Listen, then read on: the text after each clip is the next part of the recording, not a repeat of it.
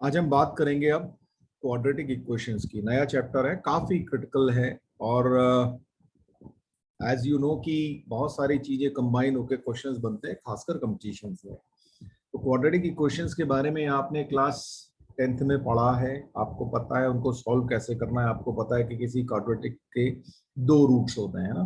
तो एक चीज होती है एक्सप्रेशन और एक होता है इक्वेशन।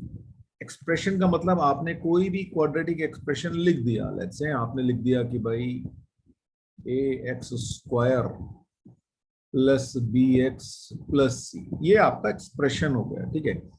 और अगर मैं इसको इक्वल टू समथिंग कर दूं, लेट्स से 0 कर दूं, तो ये आपका जो बन गया, ये बन गई आपकी क्वाड्रेटिक इक्वेशन, राइट। क्योंकि इक्वालिटी हो गई किसी न किसी चीज से, अब आप इसको कंपेयर कर रहे हो, तो ये अब आपका इक्वेशन बन गया। यहाँ पे क्या है, ये जो a जो है x² का जो कोफिशिएंट है, इसको बोलते हैं लीडिंग कोफिशिएंट। ये बहुत इंपॉर्टेंट रोल प्ले करता है, इसलिए आपको बता रहा हूं। तो a जो है इसको बोलेंगे लीडिंग कोफिशिएंट। नाम इसलिए दिया क्योंकि ये लीड कर रहा है चीजों को, ठीक। कैसे करेगा वो भी डिस्कस करेंगे। तो यहाँ पे अब देखो, सबसे पहली बात ये कि अगर हमने ये लिखा तो a should not be equal to 0। क्यों? क्योंकि अगर ये a 0 हो गया तो क्या होगा, ये तो क्वाड्रेटिक ही नहीं बचेगी। अगर a 0 होते ही ये बन जाएगा bx plus c equal to 0, तो ये क्वाड्रेटिक ही नहीं बचेगी। इसीलिए अगर ये क्वाड्रेटिक, हम इसको बोल रहे हैं कि भाई ये क्वाड्रेटिक है, तो इसका मतलब a should not be equal to 0। एक बात तो ये हो गई। ऐसी क्वाड्रेटिक, ऐसी क्यूबिक भी होता है ना। क्यूबिक होता है आपका ax³ plus bx² plus cx plus d, और इसको इक्वल टू 0 कर दे तो ये क्यूबिक इक्वेशन बन जाएगी आपकी। आपको पता है इसके रूट्स कैसे निकालते हैं ना, आपको पता है इस क्वाड्रेटिक इक्वेशन के रूट्स। आपने क्वाड्रेटिक फॉर्मूला पढ़ा है या श्रीधराचार्य फॉर्मूला पढ़ा है ना। तो वहां पे क्या होता था, x is equal to minus b plus minus root b² minus 4ac over 2a। ये हमारा क्वाड्रेटिक फॉर्मूला था या श्रीधराचार्य फॉर्मूला था, जिससे हम इसके रूट्स निकाला करते थे। और यहाँ पे ये जो b² माइनस 4ac है, इसको हम बोलते थे डिस्क्रिमिनेंट। क्योंकि ये डिस्क्रिमिनेंट इसीलिए बोलते थे कि ये डिस्क्रिमिनेट करता था, ये आपको बताता था कि नेचर ऑफ रूट्स होगी क्या, है ना। रूट्स किस तरीके के होंगे वो आपको डी बताता था, ठीक। यहीं पे ही हमको एक और चीज पता थी कि sum of the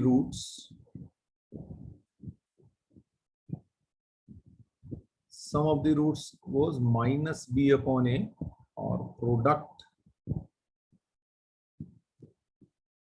of roots जो था वो c अपॉन ए होता था, ठीक है। ये सब आपको पहले से ही पता है। आज थोड़ी सी बात करेंगे कि भाई अभी इनके ग्राफ्स कैसे होते हैं क्वाड्रेटिक इक्वेशंस के। क्योंकि अब क्या है, अब क्लास 10th में भी मैंने बताए थे, लेकिन वहां पे इतना ज्यादा इंपॉर्टेंट रोल नहीं प्ले करते थे। अब आप 11th में आ गए हैं, तो वहां यहाँ पे ग्राफिकल नॉलेज जो है बहुत इंपॉर्टेंट रोल प्ले करेगी। आप कितना ग्राफ जानते हैं, कितना अच्छे से आप समझ सकते हैं। कई बार कुछ क्वेश्चन जो है ना ओरली सॉल्व हो जाएंगे आपको, अगर आपको ग्राफिकल नॉलेज है तो चलिए उस पर बात करते हैं। तो ग्राफ ऑफ क्वाड्रेटिक इक्वेशन में एक सबसे सिंपल ग्राफ होता है, वो ये होता है y is equal to x²। ये सबसे सिंपलेस्ट है आपकी क्वाड्रेटिक इक्वेशन, ठीक है ना भाई।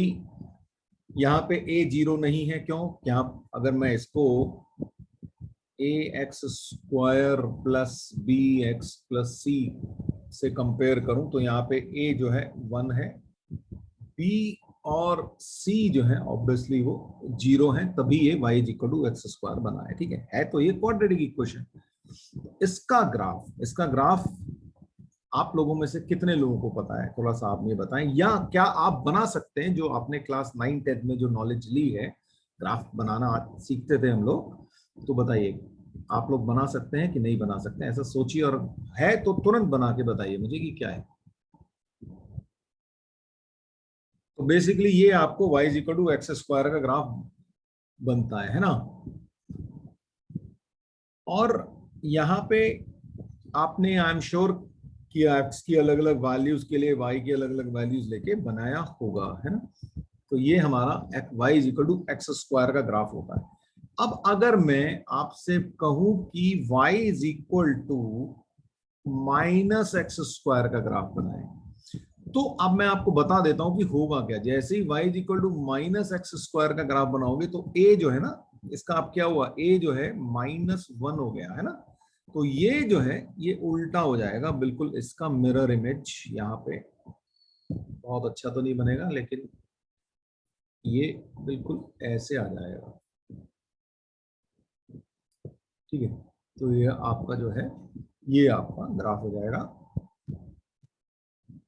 अगर आप y is equal to minus x square का ग्राफ बनाएंगे तो ये जो होगा ये y is equal to minus x square का ग्राफ होगा। तो हो क्या रहा है, जैसे ही जब a पॉजिटिव है तो आपका ग्राफ जो है ऊपर को खुल रहा है ना। तो इस तरह की जो फिगर है उसको बोलते हैं पैराबोला।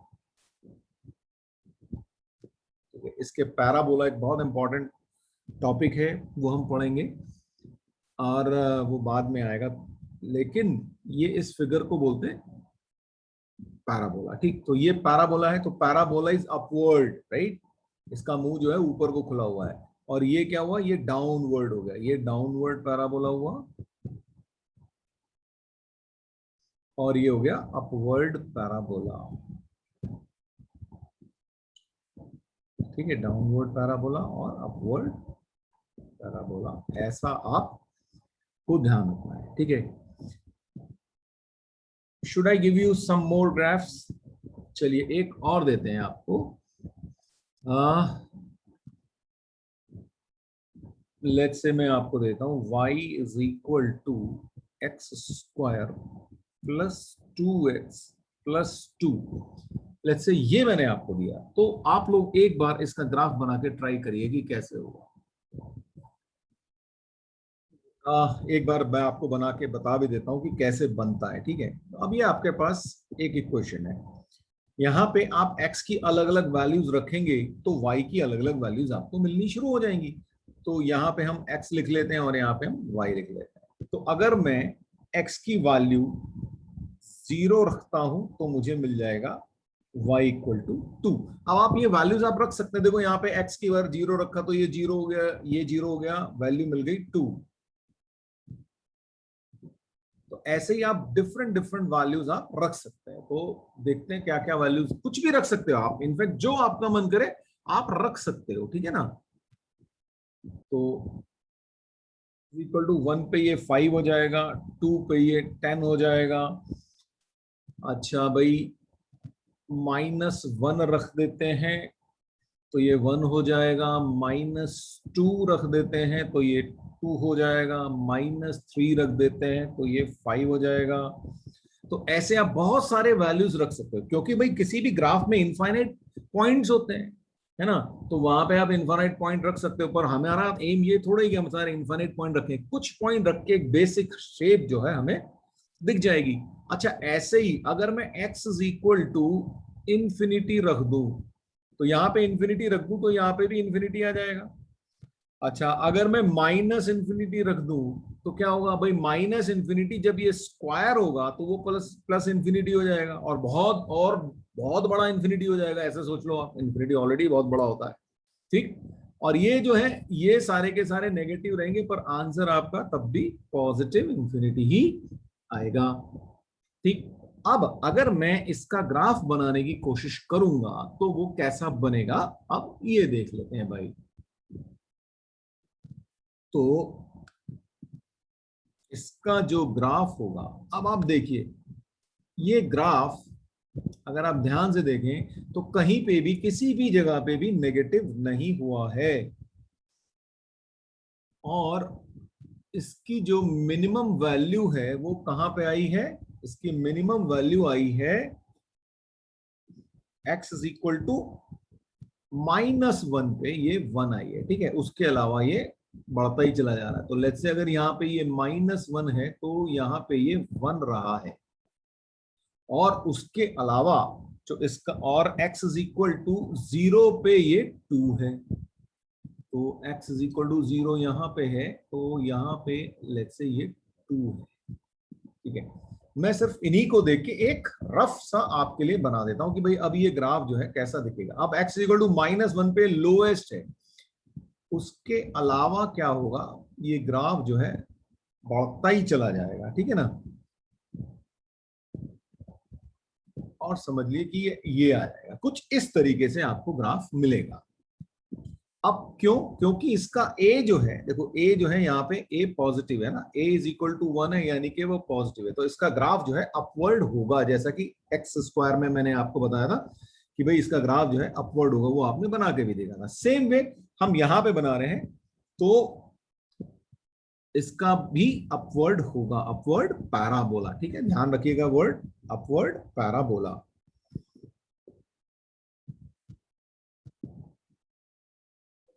अब आप लोग थोड़ा सा और समझिए, इस ग्राफ का डी कितना है।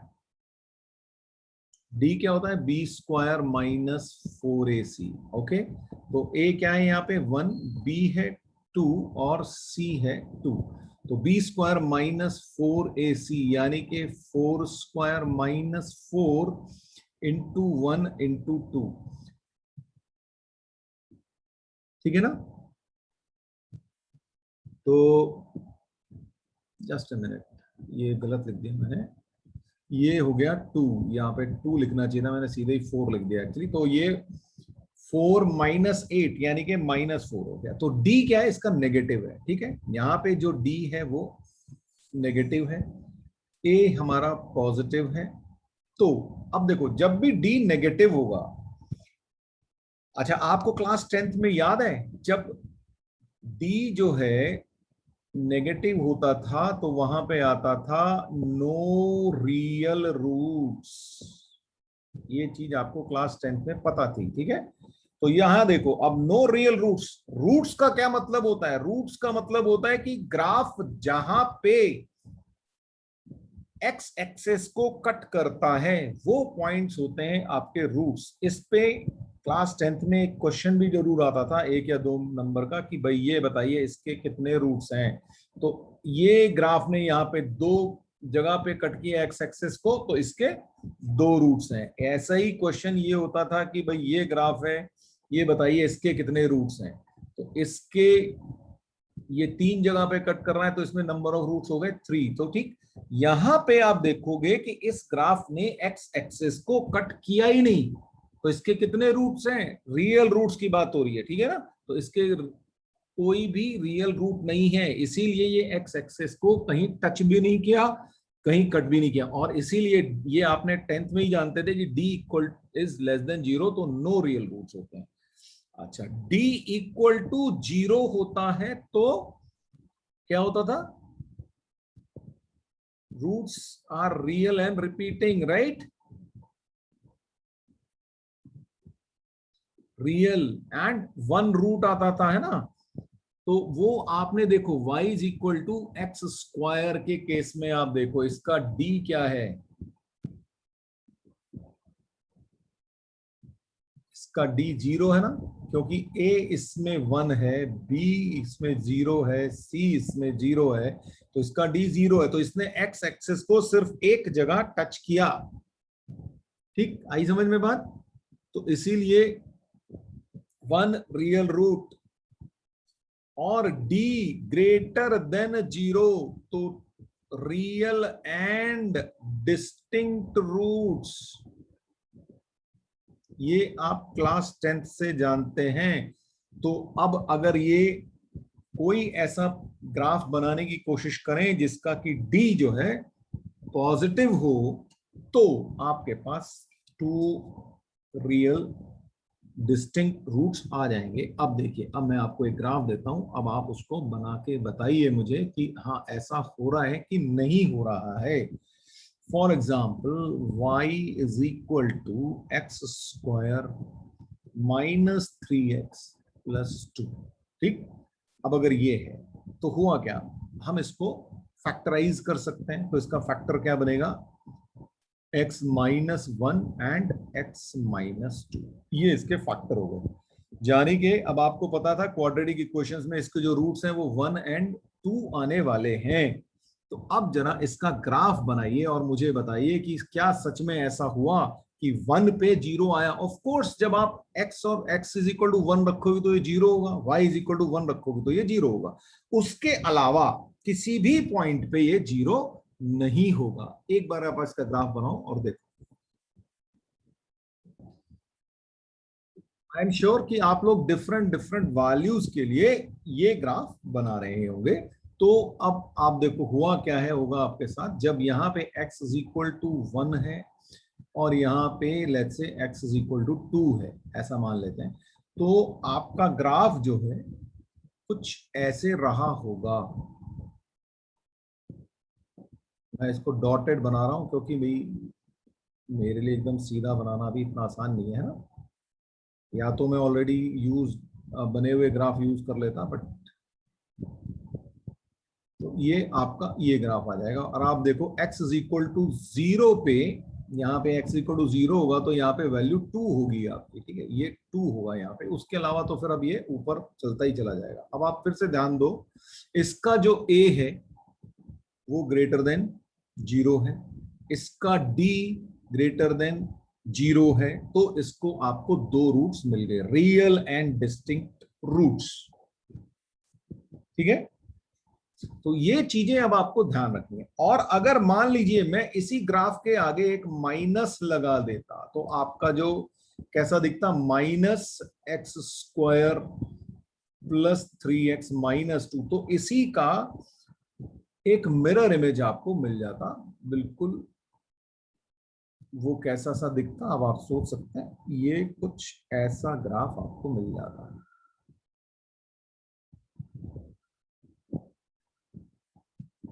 ठीक है, क्यों? क्योंकि ये a जो है नेगेटिव होते ही ग्राफ जो है इसका मुंह जो है डाउनवर्ड आ जाता। अब आपको ध्यान रखना है फिर, ठीक है। अब कई चीजें हैं जो हम इस चीज के इससे आपको समझ में आएंगी, वो अभी मैं आपको नोट करा देता हूं। बेसिकली अब आपके पास कितने टाइप के क्वाड्रेटिक के ग्राफ हो सकते हैं, इसको समझने की कोशिश करते हैं, ठीक है। तो मैं आपके लिए बना देता हूं।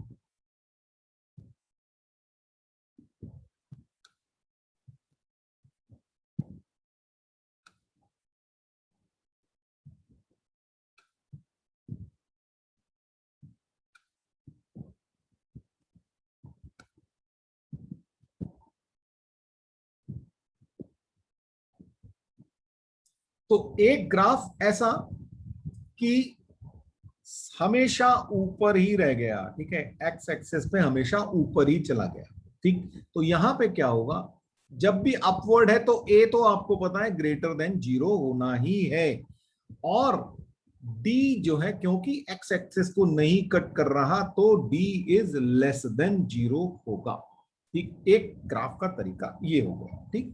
दूसरा तरीका ये हो गया कि भाई ग्राफ ने एक जगह पे एक्स एक्सेस को टच किया और फिर वापस ऊपर चला गया, तो यहां पे क्या होगा, ऑब्वियसली अपवर्ड है तो a ग्रेटर देन 0 होगा और d इक्वल टू 0 होगा, जो कि आपने y इक्वल टू x² के केस में देखा। तीसरा केस ये होगा कि भाई यहां पे दो जगह पे एक्स एक्सेस को टच करा, मैं y एक्सेस बना नहीं रहा क्योंकि ऐसा केस कहीं भी हो सकता है, मतलब y एक्सेस कहीं भी हो सकता है, तो कोई जरूरी नहीं है कि भाई बीच में ही हो, मतलब अगर हो सकता है कि y एक्सेस यहाँ पे ऐसा हो, है ना, तो ये y एक्सेस हो सकता है, वो डिपेंडिंग ऑन दी आपका जो ग्राफ होगा, या हो सकता है कि ये y एक्सेस यहाँ पे हो, कहीं पे भी हो सकता है y एक्सेस ना, तो आप इसीलिए मैं उसकी जरूरत नहीं है तो उसको बना नहीं रहा हूं, ठीक। अब यहाँ पे क्या होगा, a greater than 0 and d greater than 0, ठीक है जी, ये सिचुएशन होगा। दूसरा, अब एक और तरीका हो सकता है कि अब ये उल्टा आ जाए या फिर ये यहां पे टच करे और ये फिर ऐसे टच करे। दोनों ही केसेस में बस क्या होगा, a, अब यहां तीनों केसेस में a लेस देन 0 होगा आपका, जो हमने देख भी लिया, और बाकी d तो वही कंडीशन रहेगी कि d लेस देन 0 है यहाँ पे, जैसे यहाँ पे देखो, यहाँ पे d लेस देन 0 है, यहाँ पे d इक्वल टू 0 है, और यहाँ पे d ग्रेटर देन 0 है। तो ये आपके सिर्फ और सिर्फ अगर क्वाड्रेटिक इक्वेशन है या क्वाड्रेटिक एक्सप्रेशन है, अगर आप उसका ग्राफ बना रहे हैं तो ये ही पॉसिबिलिटीज हैं आपके पास, इसके अलावा कोई और पॉसिबिलिटी नहीं है, ये ध्यान रखिएगा। अब बताइए, अगर कोई दिक्कत है तो आप मुझसे पूछ सकते हैं। ऑलराइट, अब जरा एक चीज देखिए, हर ग्राफ में एक लोएस्ट पॉइंट है। अगर ये अपवर्ड है तो यहाँ पे ये एक लोएस्ट पॉइंट है, ठीक है, और अगर ये डाउनवर्ड है तो ये हाईएस्ट पॉइंट है, ठीक है। हर जगह ऐसी होगा, यहाँ पे ये हाईएस्ट पॉइंट होगा, यहाँ पे ये एक हाईएस्ट पॉइंट होगा, यहाँ पे ये एक लोएस्ट पॉइंट होगा, और एक ये यहाँ पे लोएस्ट पॉइंट होगा, ठीक है। हमें ग्राफ से ऐसा लग सकता है कि भाई दो एक और भी, कोई ऐसा होगा नहीं, कभी भी नहीं होगा। अगर आप एक्चुअल ग्राफ बनाएंगे तो कभी भी ऐसा नहीं होगा, हमेशा यही होगा। अगर अपवर्ड मूविंग पैराबोला है तो एक लोएस्ट पार्ट होगा, पॉइंट होगा, और एक अगर डाउनवर्ड है तो एक हाईएस्ट पॉइंट होगा। इस पॉइंट को बोलते क्या है? इस पॉइंट को बोलते हैं वर्टेक्स, ठीक है, इसको बोलते हैं वर्टेक्स ऑफ द पैराबोला, ठीक। तो यहाँ पे ये सब जो पॉइंट है ये है, इनको बोलेंगे वर्टेक्स। अब सवाल ये होता है कि अगर ये वर्टेक्स है तो इसकी सिग्निफिकेंस क्या है? क्या हम इसके कोऑर्डिनेट्स जानते हैं? क्या हमें जानने चाहिए? तो ऑफ कोर्स अब हम बात करेंगे कि कोऑर्डिनेट्स ऑफ वर्टेक्स होते क्या है, ठीक है, क्योंकि आपने जो भी ग्राफ बनाए वो कोऑर्डिनेट्स के बेसिस पे ही तो बनाए। भाई कोऑर्डिनेट्स क्या होता है? एक्स कोऑर्डिनेट और वाई कोऑर्डिनेट। आपने क्या किया? एक्स की कुछ वैल्यू रखी, उससे वाई की वैल्यू मिली, तो आपको वो कोऑर्डिनेट्स मिले, ठीक है। तो अब देखें इसके वर्टेक्स के कोऑर्डिनेट्स होते क्या है। मान लीजिए हमने एक पैराबोला का एक ग्राफ ले लिया, कोई भी एक ग्राफ ले लिया। ऑब्वियसली अगर आप इसको देख के कहोगे तो इसमें इस ग्राफ के हिसाब से फिर से याद दिला देता हूं, a ग्रेटर देन 0 होगा और d ग्रेटर देन 0 होगा। क्यों? क्योंकि ये दो जगह पे कट कर रहा है एक्स एक्सेस को और अपवर्ड है, तो इसलिए ये सिचुएशन तो होगी। ये तो आपको अब ग्राफ देखते ही तुरंत समझ में आ जाना चाहिए कि अच्छा ये हो रहा है भाई इसके अंदर, ठीक है। अब सवाल ये कि इस पॉइंट के वर्टेक्स होंगे क्या? वर्टेक्स मतलब अब इसका एक्स कोऑर्डिनेट और वाई कोऑर्डिनेट, तो ये इसका एक्स कोऑर्डिनेट और ये इसका वाई कोऑर्डिनेट है, तो कुछ ऐसे समझ लो, ये आपका वाई कोऑर्डिनेट आ जाएगा, ठीक है। तो इस अगर ये पॉइंट P है तो इसके कोऑर्डिनेट्स जो होंगे वो होते हैं, मैं आपको बता देता हूं, -b/2a और -d/4a, ये इसके कोऑर्डिनेट्स होते हैं। ये आपको रटे होने चाहिए, ठीक है, क्योंकि इसके बिना आपका काम चलना नहीं है। तो x कोऑर्डिनेट क्या होगा? अगर मैं पूछूं वर्टेक्स का x कोऑर्डिनेट, तो वो होगा -b/2a, और उसका जो y कोऑर्डिनेट होगा वो होगा -b/4a। अब अगर आपको थोड़ा सा मूड है तो मैं आपको बता देता हूं कि भाई इसके कोऑर्डिनेट्स आए कैसे, है ना। अब आए कैसे के लिए आपको थोड़ा सा, आपने अभी, मैंने मैथ्स में नहीं पढ़ाया लेकिन फिजिक्स में आपने डिफरेंशिएशन सीख लिया है, ठीक है। तो बहुत बेसिक सा डिफरेंशिएशन हम करेंगे, ठीक। तो अब हमारे पास देखो, और ये ही आपको फिजिक्स में सिखाया भी गया है, अंशो। तो आपके पास जो है वो है y = ax² + bx+, ये हमारी क्वाड्रेटिक है, ठीक है। अब इसको अगर हम डिफरेंशिएट करते हैं तो आपको पता है कि आपको एक टेंजेंट मिलती है ना, ठीक है। तो ये टेंजेंट अगर मैं यहाँ पे एक सीधी सीधी लाइन खींचू तो एक्चुअली मेरे को ये साफ साफ इसी को खींच देना चाहिए था। मैं इसको क्लियर करके आपके लिए बना देता हूं। तो ये जो ब्लू लाइन है ये आपकी टेंजेंट है, ठीक है। और आपने फिजिक्स में ये भी सीखा होगा, इस टेंजेंट का स्लोप जो है वो dy/dx होता है और वो इक्वल टू 0 होता है, ठीक है। तो अगर मैं डिफरेंशिएट करूं तो dy/dx क्या होगा? 2ax + b, और क्योंकि वो इक्वल टू 0 होगा तो यहां से 2ax + b = 0 मिल गया, यानी कि 2ax = -b मिल गया। इसका मतलब x = -b/2a आ गया। तो ये आपका x कोऑर्डिनेट आ गया, ठीक है, ये आ गया आपके पास। तो अब आप बहुत आसानी से डिफरेंशिएट करके निकाल सकते हैं, क्योंकि बेसिक डिफरेंशिएशन आप फिजिक्स में सीख चुके हैं। हम जब मैथ्स की डिफरेंशिएशन सीखेंगे वो बिल्कुल अलग केस है ना, बहुत बड़ा बड़ा खेल खेलेंगे वहां, तो वो तो बिल्कुल ही अलग चीज है। लेकिन ये बेसिक है, आप सीख चुके हैं, इसलिए आई एम जस्ट टेकिंग कि भाई आप इसको कर लें आराम से। ठीक है, अब वाई की वैल्यू निकालनी, क्योंकि ये जो वाई, ये तो वाई कोऑर्डिनेट है ना, तो वाई कोऑर्डिनेट के लिए क्या करें भाई, इसके अंदर वैल्यू रख दो, y is equal to a x square plus b x plus c, इसमें इसकी वैल्यू रख दो। तो क्या होगा, ए एक्स की वैल्यू है minus b upon two a का whole square plus b minus b upon two a और प्लस सी। यहां पे इसको वैल्यू रख दो। जब आप सॉल्व करोगे तो इसके पास आपके पास आ जाएगा 4ac minus B square over 4a, या इसको आप लिख सकते हो minus of b square minus 4ac over 4a, यानी कि माइनस डी अपॉन 4a। तो ये आपके पास आंसर आ जाएगा। ठीक है, तो अब आपको ये समझ में आ गया भाई आया कहां से, आया कहां से इज नॉट इंपॉर्टेंट, इंपॉर्टेंट ये कि है क्या, वो आपको याद होना चाहिए।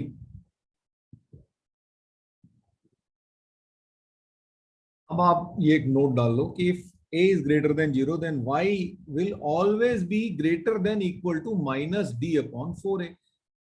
ठीक है, अब क्यों भाई, ये जो पॉइंट है, ये अगर a ऊपर है, a पॉजिटिव है तो ये हमेशा अपवर्ड होगा, तो यहाँ ये पॉइंट है हमारा, इसके कोऑर्डिनेट से माइनस डी अपॉन 4 है, तो ऑब्वियसली बाकी का सारा जो ग्राफ है उसके ऊपर ही चल रहा है ना, तो इसलिए ऐसा हमेशा हुआ। ये आपको ग्राफ देख के पता चल जा रहा है, पर मैंने फिर भी आपको एक नोट के रूप में उसको बता दिया कि हाँ, और खास तरीके से आप इसको ध्यान रखें।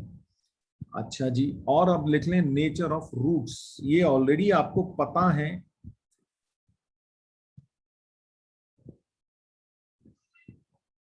वैसे तो मुझे उसको लिखाने की जरूरत है नहीं, है ना, तो आपको पता ही है कि नेचर ऑफ रूट्स क्या होता है। If D is greater than equal greater than zero then roots are real and distinct. ये हम इसी के बेसिस पे हम वो ग्राफ भी देख चुके हैं। ऐसे ही डी इक्वल टू जीरो तो roots are real and coincidental, या है ना, इक्वल, और D is less than zero then roots are not real, या उसको बोलते हैं, अब 11th में हम बात करते हैं इमेजिनरी। ये हमारे नेचर ऑफ रूट्स हैं, ये आपको क्लास 10th से पता है हमें, तो इसीलिए बहुत ज्यादा टाइम मुझे उसको नोट कराने की जरूरत नहीं है। आप चाहें तो अपने पास लिख लें, नहीं तो आपको पता ही है। ये नोट लिख लीजिए आप। Consider the quadratic equation ax square plus bx plus c equal to 0 where a b c belongs to q यानी कि rational numbers and a is not equal to 0, then if d is a perfect square then roots are rational। अब कैसे, कि भाई वो कह रहा है कि अगर ए बी सी रैशनल है और अगर डी जो है परफेक्ट स्क्वायर है, तो रूट जो है वो रैशनल होंगे। क्यों, क्योंकि रूट्स हमारे होते क्या है, minus b plus minus root D upon 2a, ये हमारे रूट्स होते हैं। तो अगर d परफेक्ट स्क्वायर है तो ऑब्वियसली आपको यहाँ पे एक रैशनल नंबर मिल जाएगा, रूट से बाहर आ जाएगा, वो परफेक्ट स्क्वायर है तो वहां पे आपको एक रैशनल नंबर मिलेगा। अच्छा, b और a ऑलरेडी रैशनल है, रूट डी से भी बाहर निकल के एक रैशनल आ गया, तो अगर रैशनल आ गया तो रैशनल को सम किया डिवाइड किया, आना रैशनल ही है, तो इसीलिए ये चीज आपकी ट्रू है कि भाई रूट्स जो है आपके रैशनल होंगे। अच्छा, अब देखो, अगर ए बी सी रैशनल है, वही कंडीशन चल रही है कि भाई x square plus b x plus c है, तो अगर आपका एक रूट जो है ना p plus root q type का है, ठीक, तो दूसरा रूट जो है पी माइनस रूट क्यू होगा। ये आपने क्लास 10th में भी देखा था, है ना, 2 प्लस रूट 3 अगर एक रूट होता था तो दूसरा रूट 2 माइनस रूट 3 होता था, और आप उसको इक्वेशंस भी बनाया करते थे। ठीक है, तो ये आपको पता है, बस एक ध्यान में रहे, ये चीज आप नोट कर लें। हाँ जी, अब मैंने एक और नोट दिया है आपके लिए, if p plus iota Q, actually iota क्या होता है, आयोटा, इसको आयोटा बोलते हैं, इस आई जो लिखा है ना, इसका मतलब होता है रूट ऑफ -1।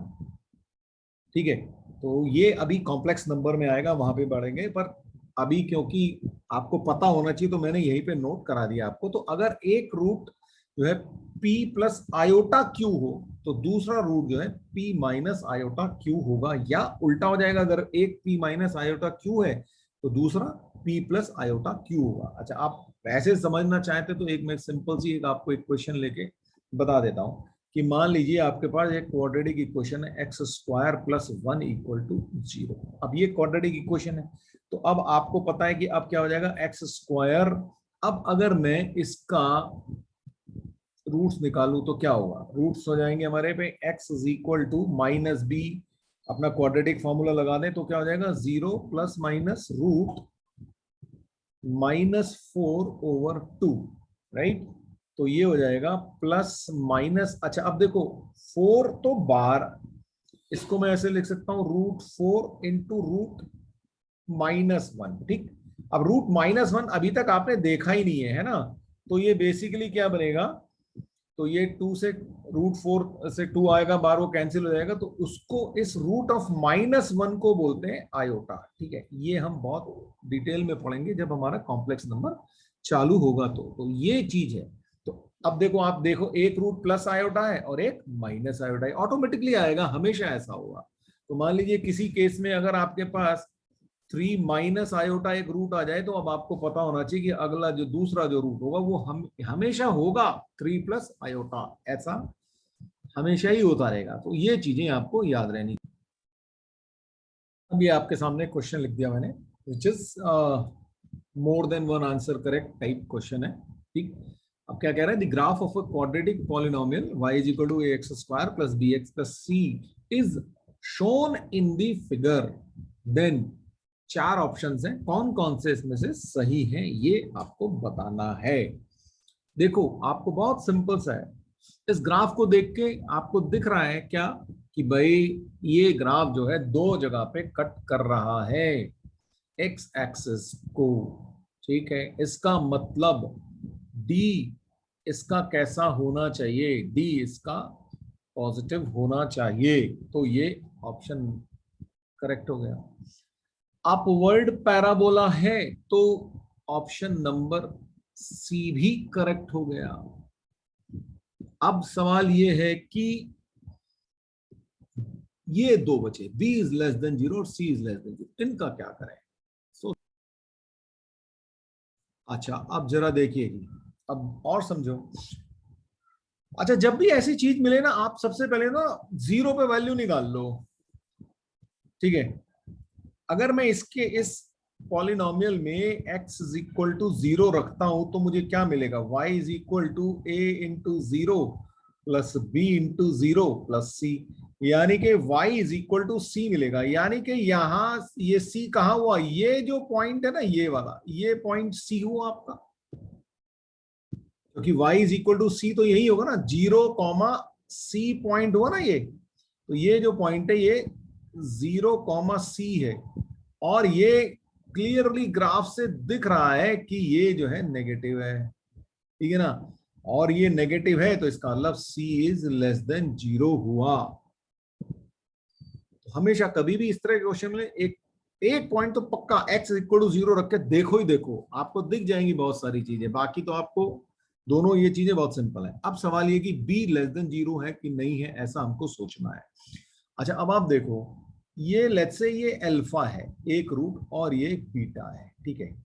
अच्छा, ग्राफ से बहुत क्लियरली दिख रहा है कि अल्फा जो है एक छोटा नेगेटिव नंबर है और बीटा जो है एक बड़ा पॉजिटिव नंबर है, ठीक है। Distance is x quad x, ये ओरिजिन से डिस्टेंस दिख रही है ना, ये बीटा की डिस्टेंस है, ये अल्फा की डिस्टेंस है, तो बीट पॉजिटिव वाला बड़ा दिख रहा है ना, साफ दिख रहा है ग्राफ से। तो ग्राफ को ऐसा नहीं कि कोई रैंडम ग्राफ बना हुआ है, आपके लिए ग्राफ प्रॉपरली दिया गया है, तो आपको दिख रहा है भाई बीटा जो है बड़ा पॉजिटिव नंबर होगा और अल्फा जो है छोटा नेगेटिव नंबर होगा। इसका मतलब क्या हुआ, इसका मतलब ये हुआ कि सम ऑफ द रूट्स जो होगा वो पॉजिटिव होगा, क्योंकि एक बड़ा पॉजिटिव नंबर छोटे नेगेटिव नंबर के ऐड करेगा तो एक पॉजिटिव नंबर मिलेगा। तो sum of the roots is positive, यानी कि, और सम ऑफ द रूट्स होता क्या है, -b/a, ये आपका, सॉरी, ठीक है ना, -b/a हमारा सम ऑफ द रूट्स होता है, तो यानी कि ये पॉजिटिव है, ठीक है। अब हमारे पास ए पॉजिटिव है। अब अगर ए पॉजिटिव है और यहां पे ये नेगेटिव आ रहा है, तो अब देखो ए पॉजिटिव है तो पॉजिटिव से डिवाइड कर सकते हैं, तो minus b is less than zero. इसका मतलब b is less than zero आपके पास आ गया। तो ये भी आपका करेक्ट है। तो ये सब चीजें कभी आपको मिल रही हैं तो आपको बहुत सारी चीजें जो है कंसीडर करनी पड़ेंगी। अब जरा एक क्वेश्चन देखो, if a b belongs to R, यानी कि रियल नंबर्स हैं, a is not equal to zero, and quadratic equation a x square minus b x plus one equal to zero has imaginary roots, then a plus b plus one is what. चार option है, positive, negative, zero या D option है, depends on sign of b. तो अब अगर मुझे ये question करना हो तो मैं कैसे करूंगा, है ना। अब सोचने की बात ये है भाई, हमें सबसे पहले इसने क्या दिया, हमें इसने कहा कि भाई ये जो क्वाड्रेटिक इक्वेशन है इसके इमेजिनरी रूट्स हैं। अगर रूट्स इमेजिनरी हैं तो आपके दिमाग में तुरंत बात आनी चाहिए कि ओके इसका ग्राफ कैसा होगा, है ना। तो जब इमेजिनरी रूट्स होते हैं तो हमारे पास ग्राफ कैसा होता है, या तो ऐसा होता है और या फिर ऐसा होता है। ठीक है, यही दो ऑप्शंस होते हैं हमारे पास। अब अगर ग्राफ दो हैं तो और क्या मिला है, इसने कहा कि ए बी इज, ये a is not equal to zero है ही है। एक सेकंड, हाँ भाई, ठीक है भाई। अब आप सोचो, ये हमें मिल गया। अब हमें ये सोचना है कि भाई अच्छा ए तो कुछ पता नहीं चल रहा, ए रियल नंबर है, पॉजिटिव नेगेटिव हमको पता नहीं है, तो हम ये नहीं कह सकते, ए के बेसिस पे तो नहीं कह सकते, है ना, कि ए, क्योंकि अगर ए ग्रेटर देन जीरो होता तब हम कह देते भाई पहला ग्राफ है, तो हमें कुछ और सोचना पड़ेगा। तो अब आप देखो कि क्या रखूं। मैंने आपको बताया था जब भी ऐसा कुछ मिले तो सबसे पहले ना एक्स इक्वल टू जीरो रख दिया करो इक्वेशन में। तो जैसे ही मैं x is equal to zero रखूंगा तो इसकी वैल्यू कितनी आएगी भाई, ये 1 हो जाएगी, है ना। इसकी वैल्यू जो है 1 हो जाएगी। तो अगर ये 1 हो जाएगी तो होगा क्या, तो इसका मतलब ये तो हो ही नहीं सकता, यहां पे तो पूरा का पूरी वैल्यू नेगेटिव में चल रहा है, तो इसका मतलब सिर्फ और सिर्फ ये ही हमारा सही है। तो ये हमें पता चल गया कि भाई अब हमारा जो ग्राफ है हमेशा जो है अपवर्ड ही रहेगा। तो ये ग्राफ हमें पता चल गया, और लेकिन अभी भी हमारा आंसर तो नहीं हुआ। अब ये a plus b plus one, अच्छा अब इसको सोचो कि a plus b plus one आएगा कैसे। मैं इस इक्वेशन में ये y is equal to a x square minus b x plus one दे रखा है मेरे को, इसके अंदर मैं क्या रख दूं कि मुझे ये मिल जाए, x की जगह क्या रखूं। तो मैं अगर x is equal to minus one रखता हूं तो देखो क्या होगा, a into minus one square minus b into minus one और प्लस वन, तो ये हो गया a plus b plus one, यानी कि at x equal to minus one this thing is available. और क्योंकि हमारा ये ग्राफ जो है हमेशा ऊपर है तो ये हमेशा जो है पॉजिटिव होगा, ये हमें ग्राफ से मिल गया, तो इसका मतलब हमारा जो आंसर है वो ए है।